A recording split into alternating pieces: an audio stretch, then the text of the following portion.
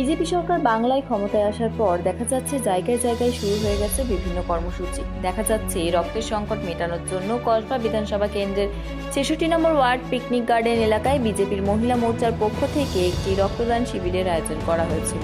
এই রক্তদান শিবিরে দেখা গেল প্রায় ১০০ জন মহিলা পুরুষ মিলিয়ে রক্তদান করলেন। এখানে উপস্থিত ছিলেন বিজেপি কসবা মণ্ডল ১-এর মহিলা প্রেসিডেন্ট কৃষ্ণা চৌধুরী, বিজেপি কসবা মণ্ডল ১-এর প্রেসিডেন্ট রজব বিশ্বাস, বিজেপি নেতা প্রীতম দত্ত, বিজেপি নেতা দেবাশিস নাথ সহ আরও বিজেপি নেতৃবৃন্দরা এবং কর্মীরা। ওনারা আমাদের প্রতিনিধির মুখোমুখি হয়ে কি বার্তা দিলেন শোনাব আপনাদের।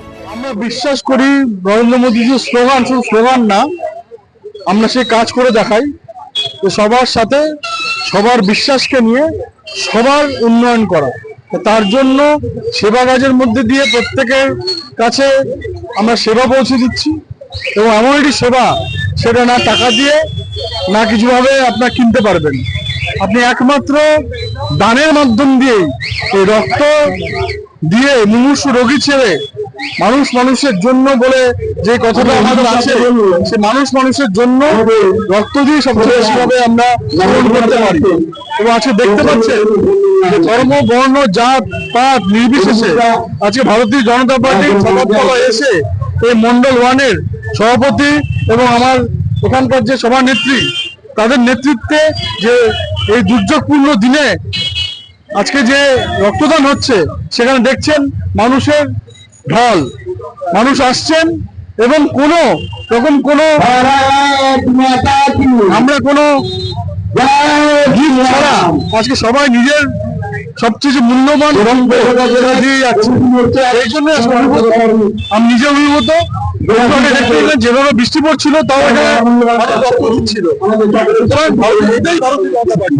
এবং ভারতীয় জনতা পার্টি এভাবে করেই সেবা কাজ করবে এবং উন্নয়ন প্রত্যেকটা মানুষের দরজায় নিয়ে যাবে। এবং আমরা সত্যিকারের সোনার বাংলা, যে গোপাল কৃষ্ণ গোখলে বলতেন, what Bengal things today India things tomorrow, সত্যিকারের সোনার বাংলা আমাদের পশ্চিমবঙ্গ, ভারত সবাই শ্রেষ্ঠ আসন লব্ধ। একটাই বলার, পরিবর্তনের পরে প্রত্যেক মানুষের মধ্যে যে আনন্দ ছিল প্রত্যেক কর্মসূচিতে, আমাদের এখানে জনগণ প্রত্যেক এতেই আমাদের সাড়া দেয়। তো আজকে এইটাতে যে সাড়া দিয়েছে তার আমাদের প্রত্যেকের জয়, নরেন্দ্র মোদীজির জয় এবং আমাদের শুভেন্দুদার জয়, যে প্রত্যেক মানুষ তাদের কথা মতন সমস্ত কিছু করতে পারছে। যে আমাদের প্রত্যেক কার্যকর্তারও জয় আছে, সবাই মিলে যে এই অনুষ্ঠানে এসছে যেভাবে করেছে প্রত্যেকের।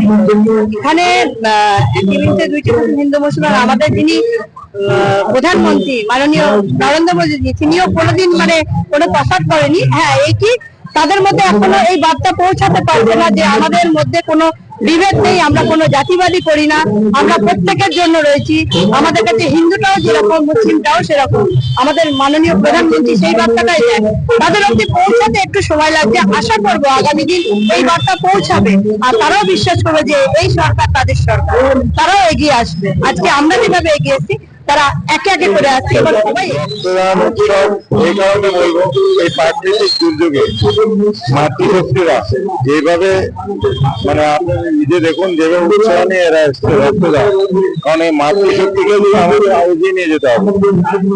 ওরা আজকে সবাই রক্তদান মহদানের মাধ্যমে আমাদের এই ভারতীয় জনতা পার্টি সরকার আসার পরে আমাদের এই কসবা মন্ডল এই প্রথম আমাদের কোনো রাজনৈতিক কর্মকাণ্ডের মাধ্যমে মানুষের সেবা করার মাধ্যমে মাতৃশক্তিদের মাধ্যমে আমরা কাজ শুরু করেছি।